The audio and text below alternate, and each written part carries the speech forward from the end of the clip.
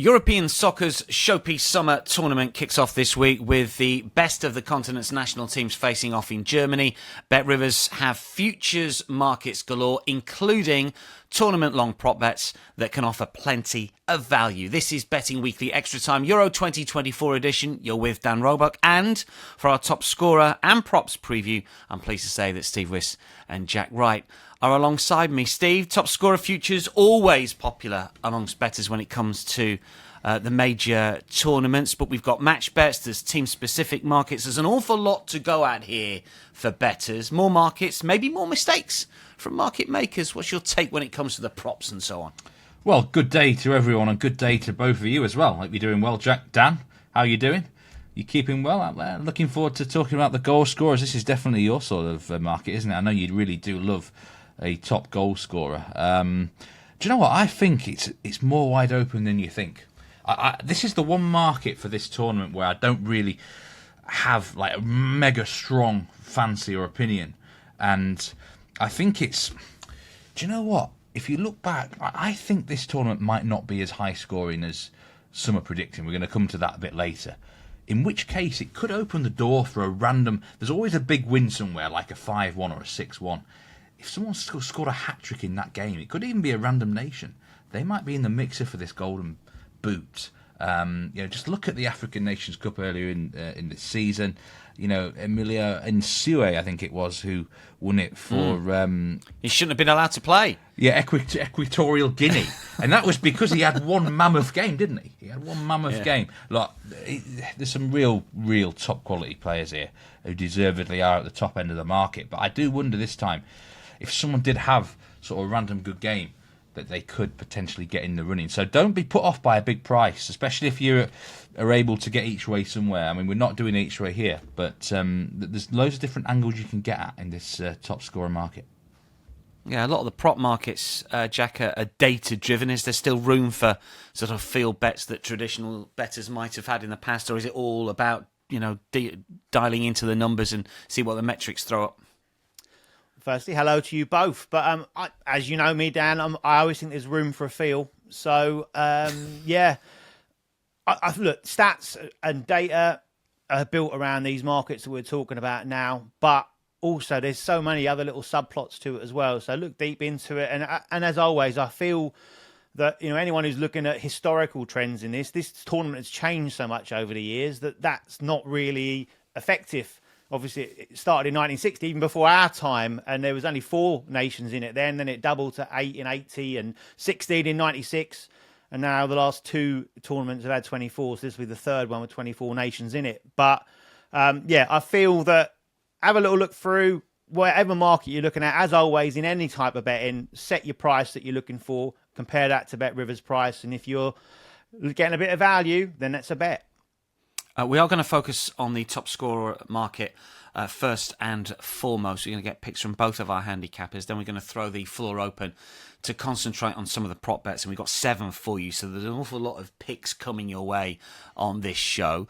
Just when it comes to top scorer strategies, Steve, what are the key factors here? Obviously, players have got to start. We're looking at penalty takers. Easy group. What are you looking for? What are the trends that you're looking for in any particular pick? Probably the first thing I'm actually looking at is the group, because those are the guaranteed 3 matches that you know that your man will be playing against. So if you've got some like really soft defences, the potential for that really big win somewhere, like I said, for example, the group containing Spain, Italy, Croatia. For me, there won't be many goals scored in that group, even though Albania are involved. So I wouldn't be looking in that sort of direction. Of course, you want a starter. You want someone that you think is at least going to get 65, 70 minutes each game. And then you do have to look at teams that could go a fair distance into the tournament. Semi-finals, realistically, possibly quarter-finals as well. So there's lots of different factors that add up. Different people will have different priorities. And again, this is what makes this market incredibly intriguing and potentially wide open. Has anybody's pick got to be on penalties? Do you have to have a penalty taker, Jack? I think, especially with VAR now, that's a massive bonus. Both my picks that are coming up are on penalties. They're freebies, aren't they, really, to be fair? We should see a fair few given in this tournament. Steve mentioned there also, as far as progressing to the semi-finals, only 2 players since 1996 won the Golden Boot, and our nation hasn't made it to at least the semi-finals. Ronaldo in the last tournament, and Aston Villa fans, you might want to shut your ears, but Savo Milosevic in 2000 was the other guy that did that as well. But I think an extension of the group stage is also to factor in that there are certain groups that are going to be guaranteed to play a third place team in the round of 16. You're looking at groups B, C, E and F the winner of that group will take on, theoretically, one of the weaker teams left in the nation in the tournament. So that is an angle in as well. But yeah, the penalties, I think, is a big, certainly a big one. And usually those players that have topped the charts, as Jack and Steve pointed out, tick many of those boxes. Let's get into the market. We'll get some picks as we go here. Bet Rivers prices at the moment look like this. Mbappe, the favourite, has to be plus 450. Harry Kane plus 550. Ronaldo plus 1200. Lukaku plus 1400. Then we get to 20-1 and bigger, the likes of Bellingham and Giroud and Griezmann and Foden. Havertz at 28 and Morata plus 33. We'll get the boys' thoughts on the major contenders and some selections. And we're going to start with the favourite here, Kylian Mbappe. A lot of goals in qualifying. Probably going to be on penalties, you would have thought. And let's not forget top goal scorer in the last World Cup as well. Jack, lots of ticks in the right boxes for Kylian. Is indeed, yeah. I'm not sticking my neck on the line too much here. I'm not going to shock people by going, oh, wow, who's this guy he's come up with here? Kylian Mbappe, yeah, he's now become the clear favourite in the market. I looked at it when the market first came out and he was kind of neck and neck with Harry Kane. And yeah, I like him. Look, we'll address the elephant in the room in the fact that he didn't score in the last Euros, but they were knocked out in the quarterfinals by Switzerland on penalties that time round. And I think with Mbappe, the main thing for him is that he is a big stage, a big game player. He's going to go into this tournament, of course, in a happy frame of mind. It's just been confirmed that move to Real Madrid, his dream move to Real Madrid, is going to be happening in the summer, so he'll be there next season. So I think that's a benefit as well, that he's going to go in it in that kind of settled and happy frame of mind.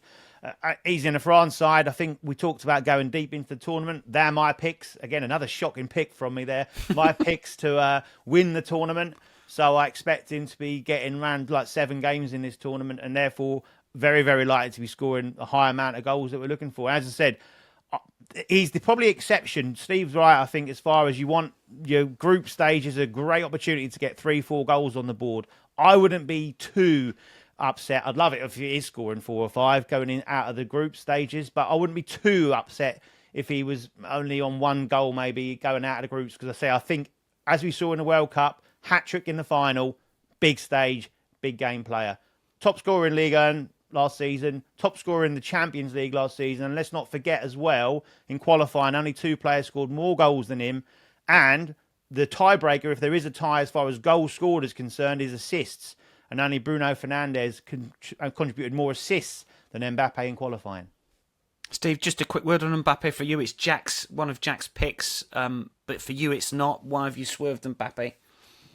Well, I think, first of all, the actual market, you've got to be careful here with terms and conditions, by the way, with so many prop bets. Some places you'll be backing, the golden ball winner, top goal scorer is something that's often listed as well. And you might even be in dead heat rule, so you do need to check your terms and conditions. It's difficult to argue against Mbappe, isn't it? It just is. But the nagging problem I have with him, when the European Championships is in some ways tougher than the World Cup to a degree. There's a lot of really good teams. He can sometimes become more of an assist provider. In fact, actually, in his last 10, since the start of the European qualifiers at international level, he's scored 11 goals and he's had 10 assists. Now, I don't think we actually have He's not going to play as a central striker, is he? No, he's going to play on the left hand side, cutting inside. He's going to be on the penalty duties. But he does provide quite a lot of assists. And I don't think we actually have a pick in the assist market, do we, on this show? If I was to have one, he would be the guy I would go with. Actually, plus 1,100. I think he's that's a good price for someone who... Look, he's a massive dual threat, by the way. He can score goals, he can provide assists. But sometimes he's not always as selfish for France as he is at club level. I think putting on the French national team shirt makes him almost more responsible. I've noticed this down the years. And responsible can sometimes be where he knows where he's got to take charge himself and score the individual goals, but sometimes he will put it on a plate for his friends in attack, and he does get on really well with the other attackers in this squad. He's happy to provide goals. So that would be my only concern. France, I think, will go very, very deep. Keep saying it. They're a massive contender to win the whole thing, aren't they? So it's difficult to argue against Mbappe in the top scorer market, but also do look at him for assists. What about Harry Kane, Steve? His second favourite here, plus 550, 8 goals in qualifying. He's going to be on penalties. Brilliant season for Bayern, even though Bayern didn't win anything. Yeah, look, Harry Kane is obviously a proven goal scorer at this level. I think England are less likely to win games to 0 this time. I think there's more doubts about their defence, so they might need to score more goals, which obviously helps Kane. He's on the penalties. Sometimes he can... How can I say it? Teams will obviously try and take Harry Kane out of the game. Right, they'll try and take him out of the game, which might open up more chances for other England players. And there's certain matches where I can guarantee there'll be at least probably one game in this tournament where he's just a completely isolated figure and he doesn't hardly have a touch. He might not even get many chances. So, but then there's other games when Kane can go absolutely bonkers. Hat trick here and there. So that's why he's the price he is. I think he will go really well, for sure. 2 goals in Qatar, disappointing return, that one. My 2 concerns here, well, he drops deep. We know that. He likes to link play up, so his assists, again, is something that he's kind of happy to have in his game.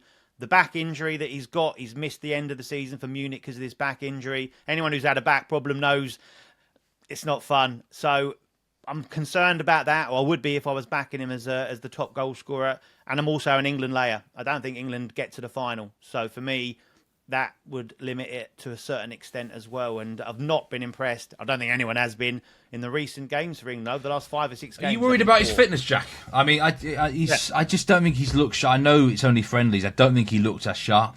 We don't know the full extent of what the injury was at the back end of the season for Bayern. But he's come out and said, I'm not someone who needs many minutes to get sharp again fully. So maybe you've got to trust him on that. But for me, that is a slight negative too. Yeah, he don't look right. And I said, Harry Kane is the second favourite. Go on, Jack. No, I was just saying, if it's a back injury, it's not something that is going to be easy to shrug off, and not fun doing anything with a bad back. So and look, let's face it, it's been well documented what that injury is. These centre backs aren't going to hold any prisoners. They get stuck in a little knee in the back accidentally, pick up a yellow card, he could be out. So we're fading Harry Kane. We're also fading Ronaldo here, who's third best in the betting at plus 1,200. I mean, Steve, we've talked on the future show for the outright market that we think that, we're not quite sure if he's going to start. I mean, he's still scored an awful lot of goals in qualifying. He's scored an awful lot of goals in the Saudi League, and he's got pedigree with these top goal scorer markets throughout his career for club and country. But at 39, I don't really get the price, to be honest. Despite the fact that I believe Portugal are going to score a lot of goals in this tournament, I think they're going to be spread around the squad quite a lot. I think Ronaldo's quite an easy fade in a way for top scorer because of the minutes. He may well have a game where he gets a brace or even a hat-trick, but I think they're going to wrap him in cotton wool sometimes. They've got Gonçalo Ramos, who is a fine option in certain games. So I think if you look at the actual squad, there's a lot of goal scorers in this Portugal squad that the chances are going to fall to. They're not over-reliant on him anymore, as they used to. So, what's his actual price? I think it's short. Plus 1,200, 12 to 1. I think it's shorter than it should be, really. If you knew he was the guarantee, if he was the only striker they had, right, they had no other options, right, anywhere near his level, then you could definitely argue the case. But I just don't think he's going to be on the field potentially enough to get you full value for money. It doesn't mean he can't win this market. But I think for that reason, he is probably an easy swerve. Is a better way, not fade, swerve is a better word of saying it. Yeah, Jack, Ronaldo, play or avoid? No, he's an avoid for me as well. It's hard saying it, given his reputation. And look, he's a kind of freak of nature for a 39-year-old professional footballer already. Let's face it, you've seen the pictures of him coming out, what he's looking like. But we saw what happened in the World Cup as well. He was dropped then by Santos, taken off. never used to happen, did it? Then sat on the bench. Then Portugal were eliminated. Yes, Martinez has brought him back in the side, but I think it's such a huge step up. He's been in Saudi for a while now. It's a huge step up from the Saudi League to now elite European Championship football. And no, as I said, there are other options. And yeah, he's done well in qualifying, but come on, that was stat padding as much as anything as well, wasn't it? And I think Martinez has thrown him a bone there. And now it gets serious. I would be concerned. Speaking of Roberto Martinez, sort of, he didn't get the best out of Romelu Lukaku for Belgium. He didn't get the best out of a lot of players for Belgium. On Lukaku, bit of a stumbly segue there. We do like Lukaku here, Jack, don't we? I mean, look, he scored more goals than anyone else, I think, in qualifying, didn't he? And he's now the Belgium captain, which means, we know he's going to play, we know he's going to start, we know he's going to get penalties, take penalties, be the main man, and he's one of your picks here, isn't he? He is, yeah. I've seen the price; it's just getting longer, but it's still a play for me. So I'm happy to put him in as a bigger price selection outside of Mbappe. As you said, top goal scorer in qualifying. He was 4 clear in that as well, and he set a new record: 14 goals scored in qualifying, beating Lewandowski's record, which was also shared by, everyone knows, David Healy for Northern Ireland. So I remember him. But yeah, incredible stuff. He scored 4 goals in that last game. I think it was against Liechtenstein in like 20 minutes to effectively race clear and claim that one as well. And what I like here is that Tedesco has basically kind of built the side around him a little bit. Yeah, he's thrown him the captain's armband. He's given him that vote of confidence.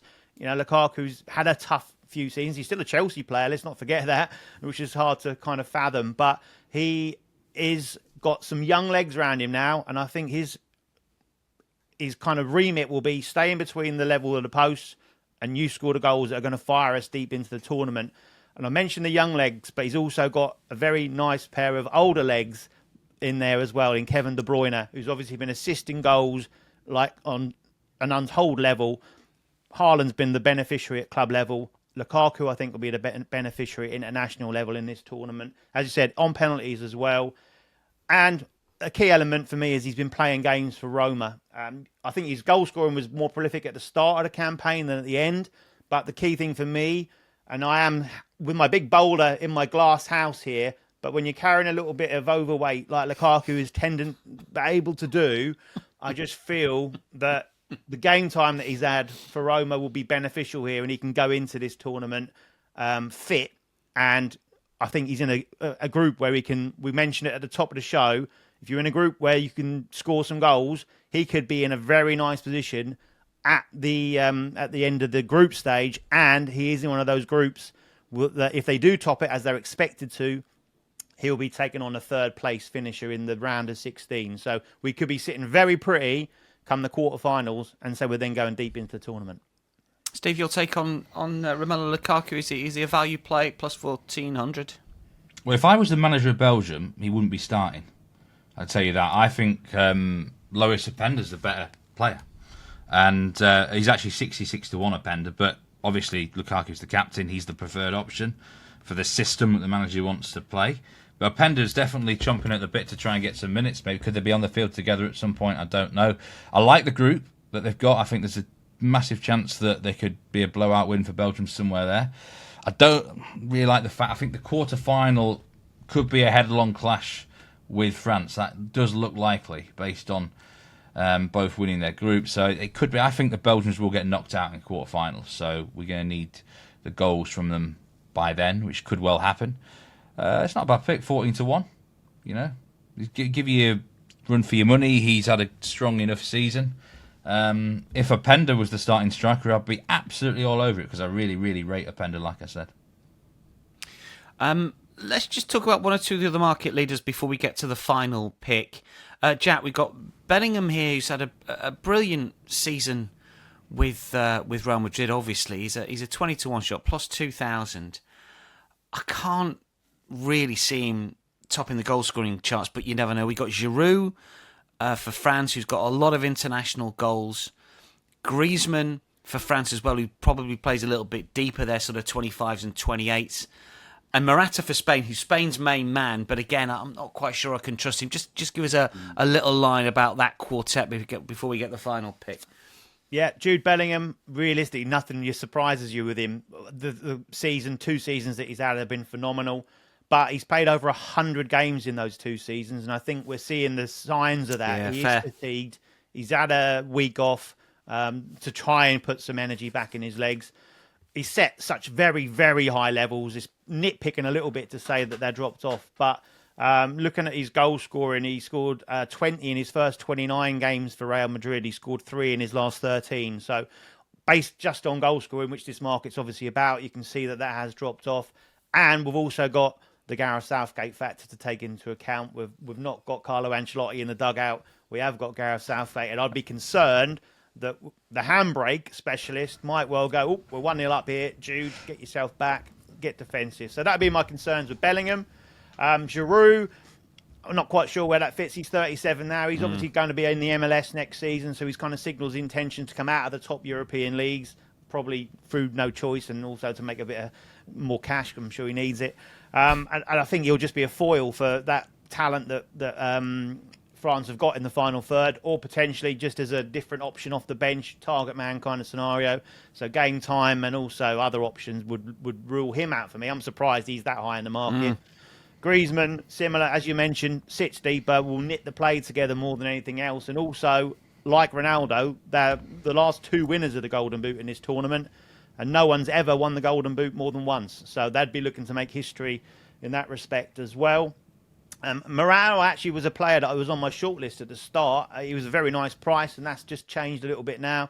And also, I'm just not convinced, as I say, that he can do enough with the competition that's around. And if you want a Spanish player, I like actually Pedri in the top Spanish goal scorer market. He's plus 2,000. Scored a couple of times in the recent friendly against Northern Ireland. He's playing a lot more advanced than we probably expected him to. So he might be one to look out for as an option. But yeah, Morata, again, another one that will fall just short, in my opinion.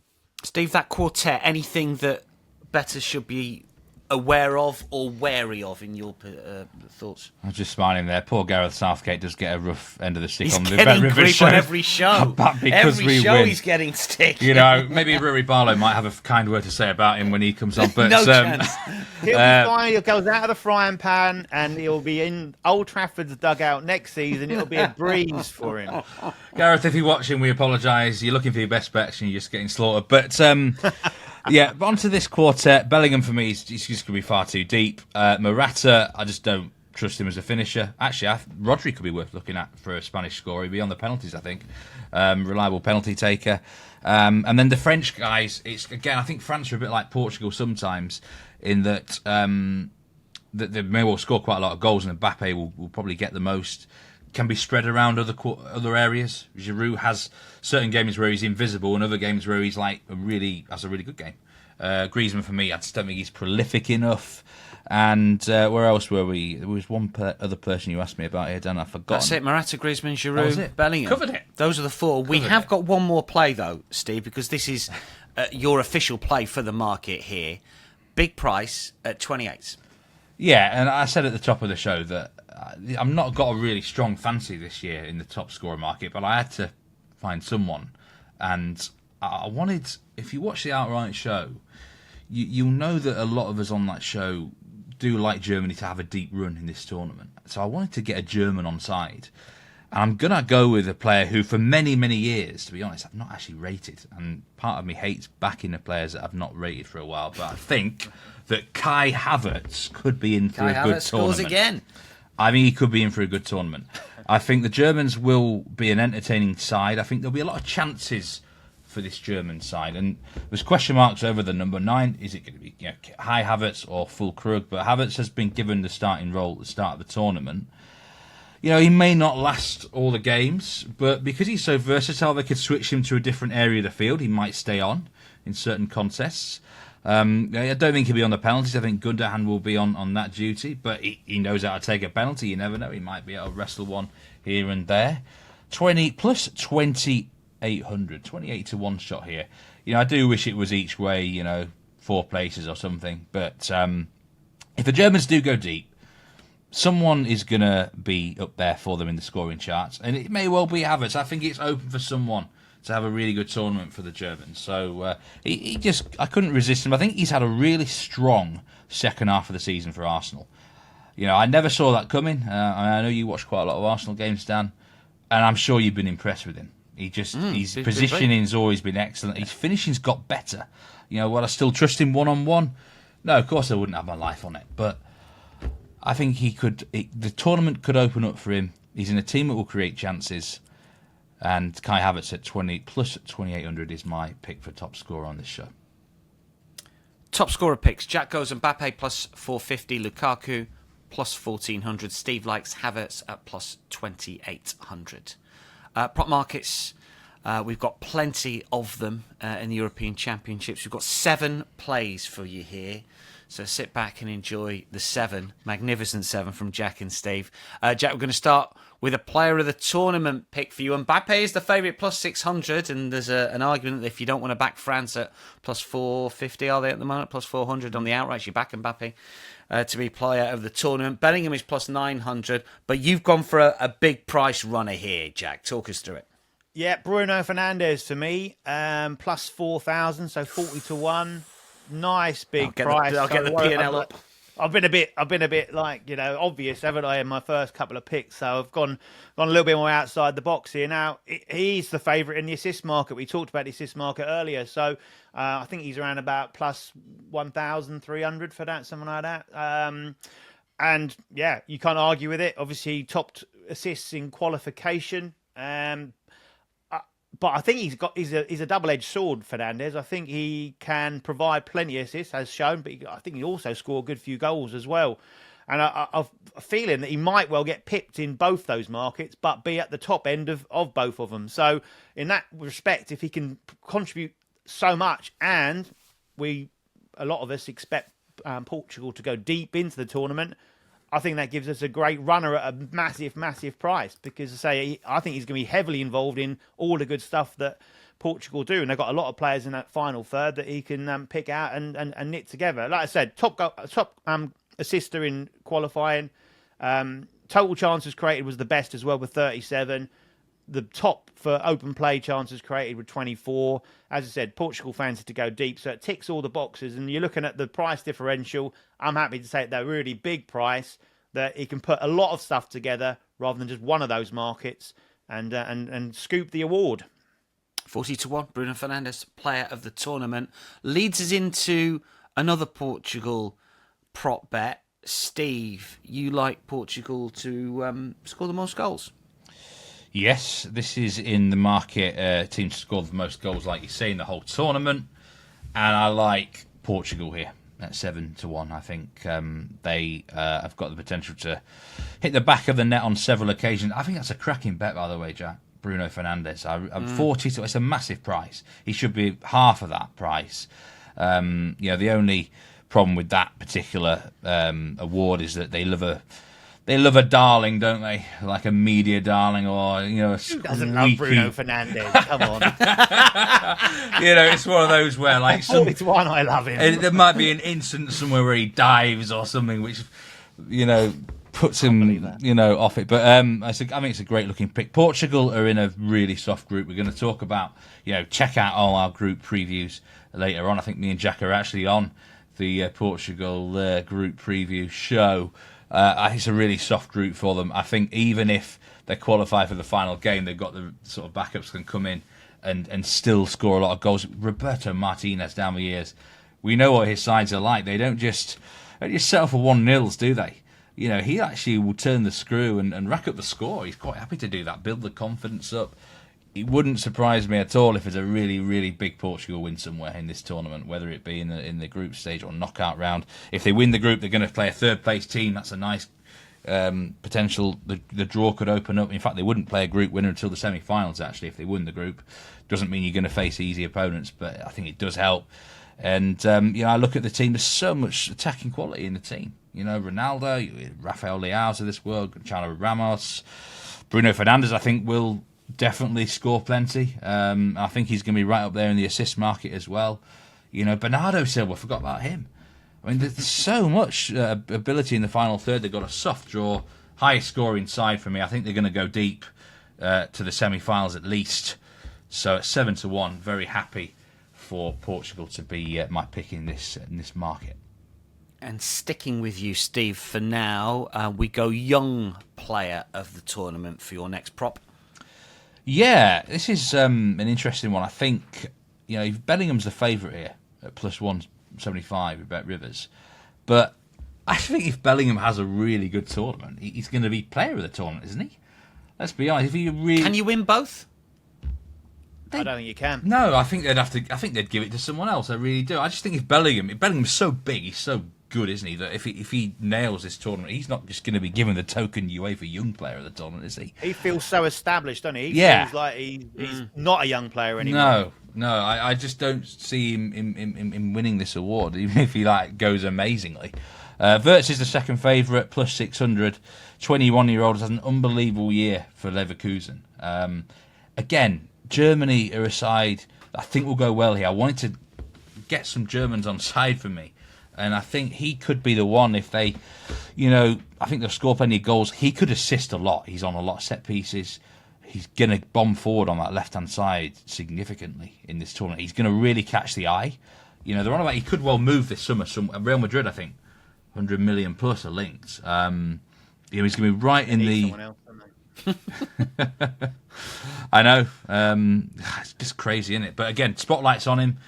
We know, I talked about the, player of the tournament there. They love her like a media darling or someone like that. It would go down really well, wouldn't it, if a German player won this award and the Germans did well. And, plus 600 for me. I mean, look at other contenders in this market. We've got, Musiala, obviously, would be a massive threat from his own team.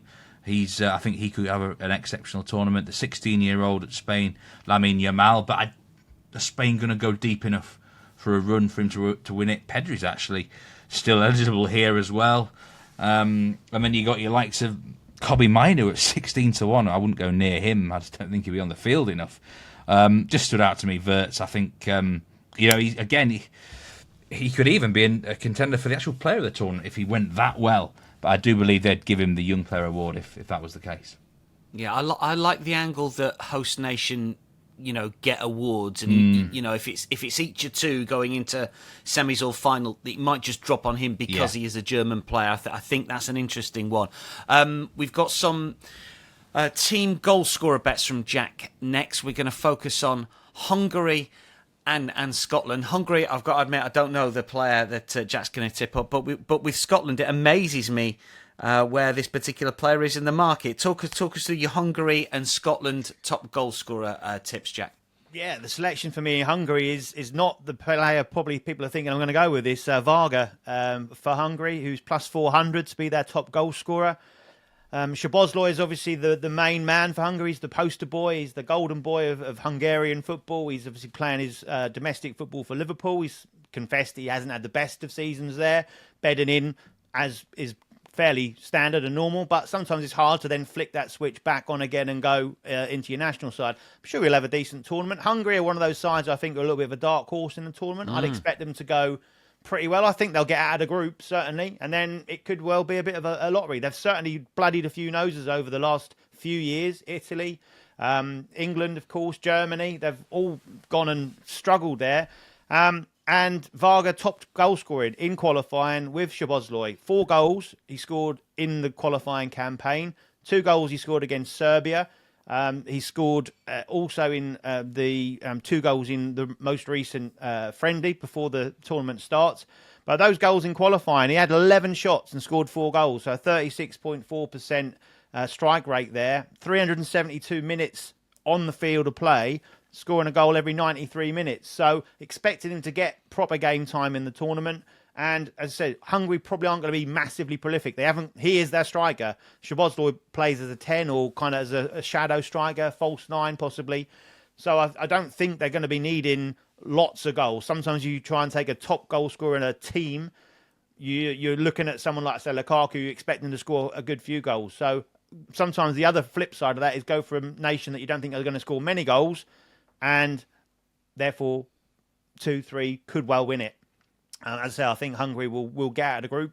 I reckon they'll get at least 4 games in it, and I think he'll get enough game time to score some goals. And I think also, quite crucially, Scotland's their last game in the group, and that could well have a lot resting on that one, and that would mean that Scotland come out of their shell, because I think they'll be defensively set up, and we could see more of an open game than either the other 2 nations there, and therefore it could leave the door open for Varga to score. That's the sort of game I could see. Steve mentioned it earlier. You get a game where potentially there's 3 or 4 goals in it. He could easily get 2 or 3 in that particular game. So that's a play there for me at plus 400. Szoboszlai is the favourite in the market there. As I said, they were equal as far as goals were concerned in qualifying, but Szoboszlai had far more game time. You mentioned Scotland, and I did as well. Who's the Scotland player that we should be betting? Well, it's Scott McTominay, isn't it? Plus it's incredible. 600. I can't believe his price. I mean, I if you're a trader, you could put something short on this and still take money. I don't get why he's plus 600. Tell us. No, 4th favourite as far as the Scottish players are concerned. Absolutely dominated that goal scoring in qualifying.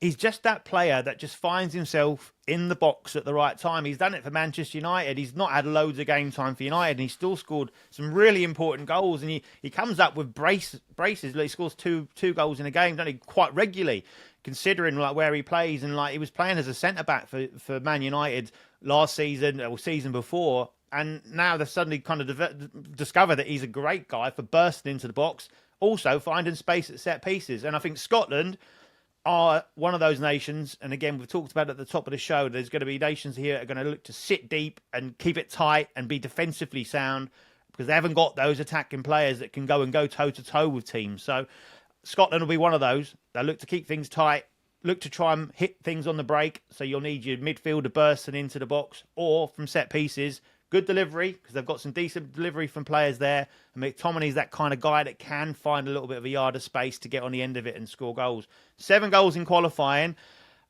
He was the 5th highest scorer across the whole of qualifying. He's only behind Lukaku, Ronaldo, Mbappe and Kane. Not a bad selection of players, is it?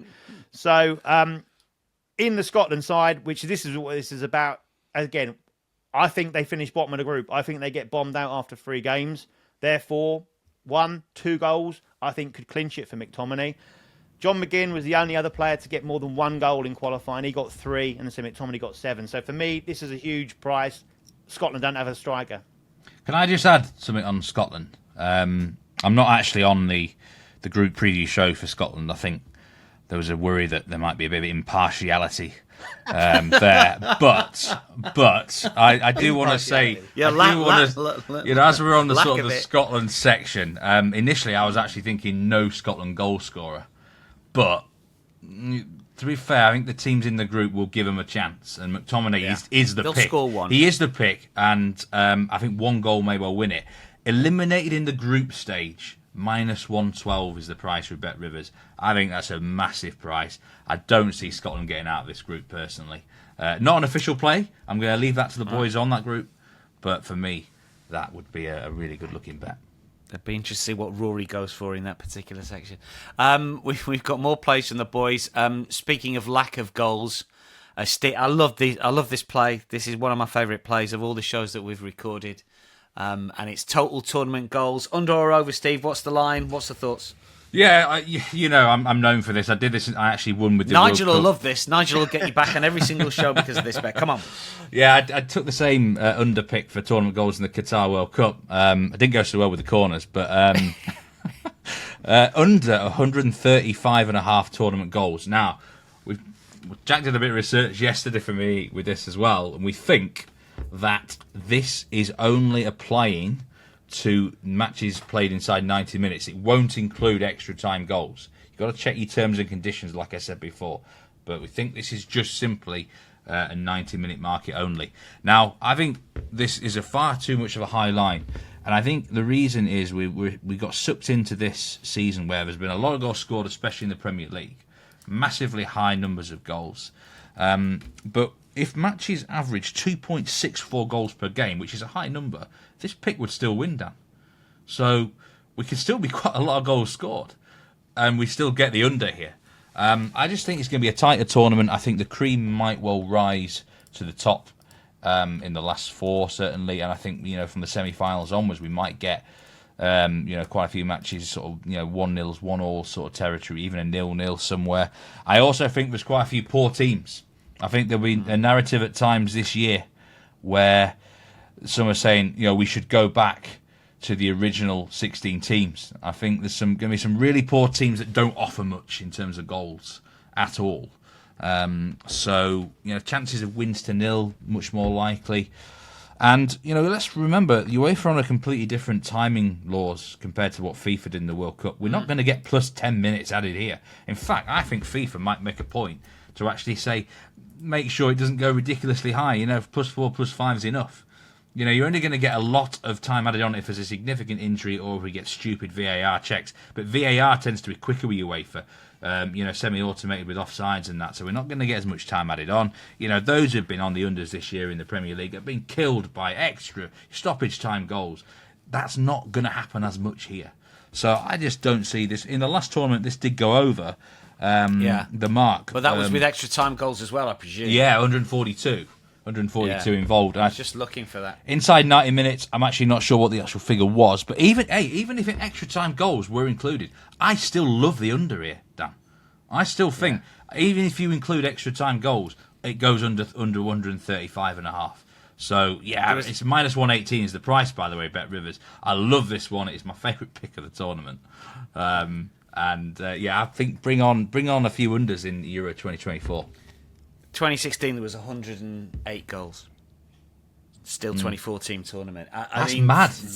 If you look at stats between 2016 and 2020, an awful lot of the different markets, they're wildly different. And we're going to get a thought on yellow cards in a sec from Steve. But we have got one more prop, and it involves Poland. Jack?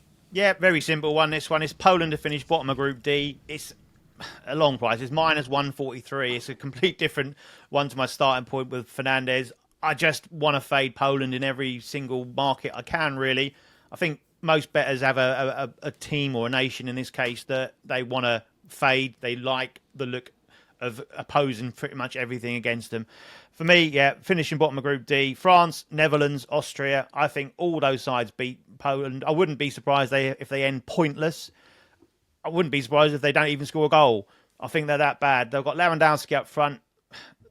He's 35 now. He's not the force of old. He got 19 goals in La Liga this season, his lowest return since 2014-15, and he's not going to get the service in this Poland side. I think they'll sit deep. They'll look to try and restrict these sides that are all three of them are very attacking sides, and I don't think they'll be able to hold them out. And even if they do, say, fluke a goal or get a set piece or an own goal or deflection or whatever, I think the other sides have got far too much firepower to blow them out of the water. I generally can't see him getting a point, but I've played it safer for this particular bet. But say anyone who don't want to go with that kind of price at minus 143, I understand that.